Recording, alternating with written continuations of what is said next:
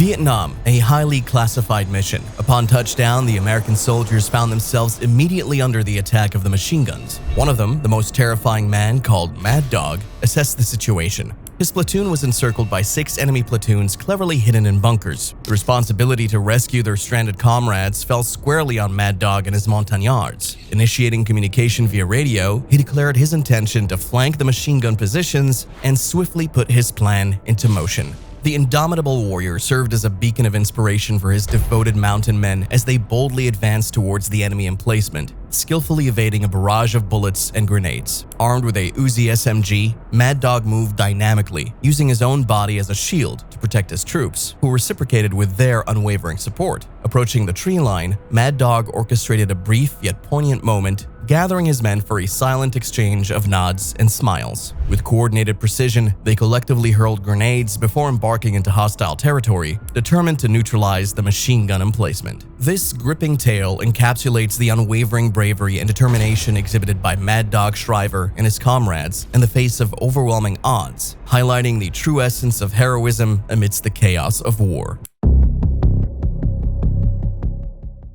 Born on September 24, 1941, in Defuniak Springs, Florida, Jerry Michael Shriver would grow to become an iconic figure in the annals of American military history. While details of his early life remain shrouded in mystery, his destiny as an American hero and decorated war veteran took shape through a life marked by exceptional dedication and indomitable courage. Jerry Shriver's patriotic spirit led him to enlist in the United States military at a young age. Drawn by the tales of World War II veterans who valiantly fought, demonstrating his mettle as a soldier, he pursued airborne training, earning a coveted spot as a paratrooper among the legendary Screaming Eagles of the 101st Airborne Division.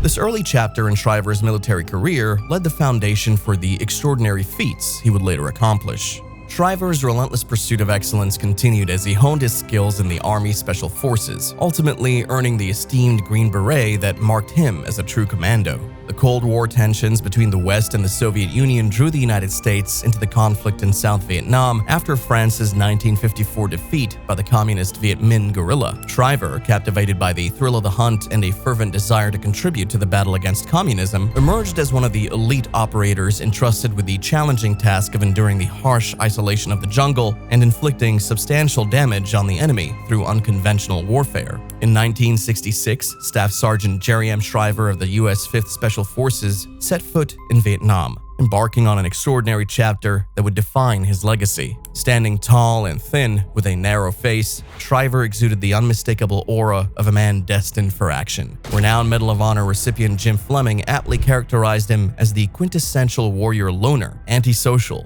possessed by what he was doing, the best teammate, always training, constantly training.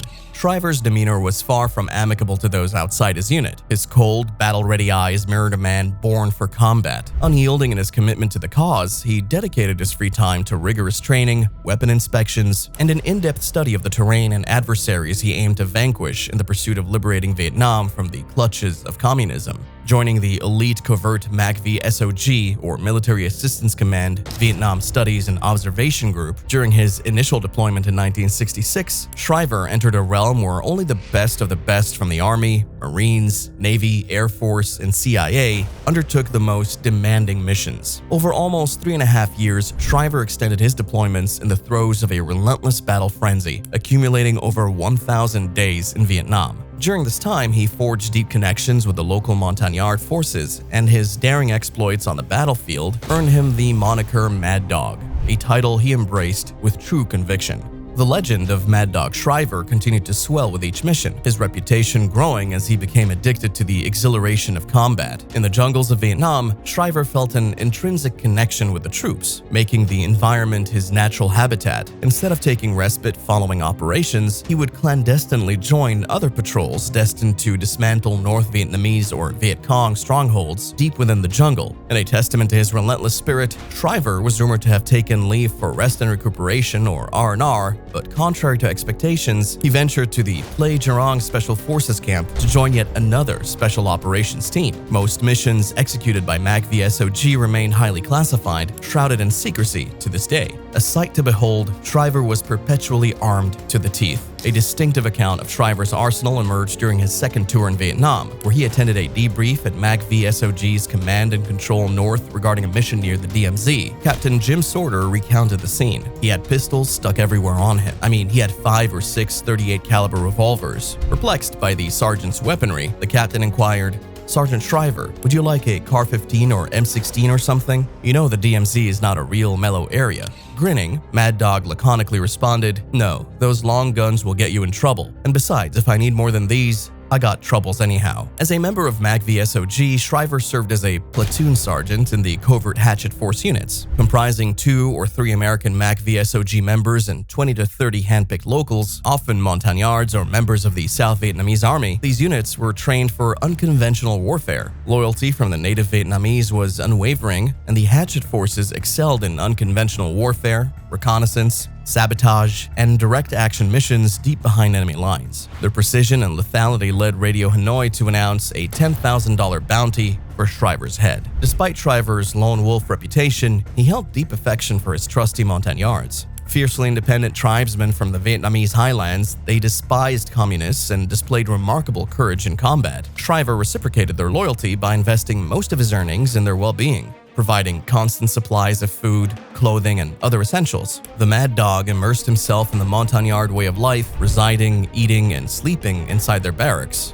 Alongside his men, Shriver had another companion, Klaus, a large German shepherd he adopted in Taiwan. When NCOs played a cruel prank on Klaus by force-feeding him beer, Shriver entered the NCO club with his .38 revolver, ensuring none dared to claim responsibility. After 3 relentless years of continuous combat patrols, the toll of war began to weigh heavily on Mad Dog Shriver. Despite his desire to quit, he couldn't bear leaving his men and their families to an uncertain fate. Shriver sensed impending danger but chose to press forward. On the morning of April 24, 1969, a MAC-VSOG company geared up for a raid on the Quan Loi airfield in South Vietnam, situated some 20 miles away from the covert lair of the Central Office of South Vietnam, the main communist HQ. The site had endured heavy bombardment from B-52 bombers, setting the stage for Mad Dog and his comrades to take decisive action. Armed to the teeth, the operators were prepared to eliminate the North Vietnamese garrison. Given the clandestine nature of the mission, Shriver and his fellow MAC-VSOG operators operated without air support unless deemed absolutely necessary. Before boarding the chopper with his montagnards, Shriver turned to a comrade and said, "Take care of my boy." He sensed this might be the last time he laid eyes on Klaus. Unfortunately, one of the Hueys experienced technical issues and had to turn back, leaving Shriver's 1st and 2nd platoons without crucial ground support. Tragically, Mad Dog Shriver vanished from sight, his fate forever unknown. In the subsequent weeks, Hanoi disseminated propaganda pieces claiming they had captured and terminated Shriver, but no concrete evidence was provided. Despite military efforts to recover fallen soldiers, no trace of Shriver was found. With less than 3 weeks remaining in his 3rd tour of duty, Mad Dog, at 27 years old, was officially listed as missing in action. True to his indomitable spirit, he left behind a meager sum, his loyal companion Klaus, and his iconic smoking jacket. Throughout his intense career, Shriver amassed a decorated legacy, earning accolades including a Silver Star, a Soldier's Medal for Heroism, a Bronze Star with 2 oak leaf clusters, a Bronze Star with 4 Valor devices, an Air Medal, a Purple Heart, and several Army Commendation Medals. In 1974, the Secretary of the Army laid Mad Dog's file to rest, posthumously awarding him a 2nd Silver Star and promoting him to Master Sergeant, despite the absence of his recovered body. Jerry M. Shriver's extraordinary life and unwavering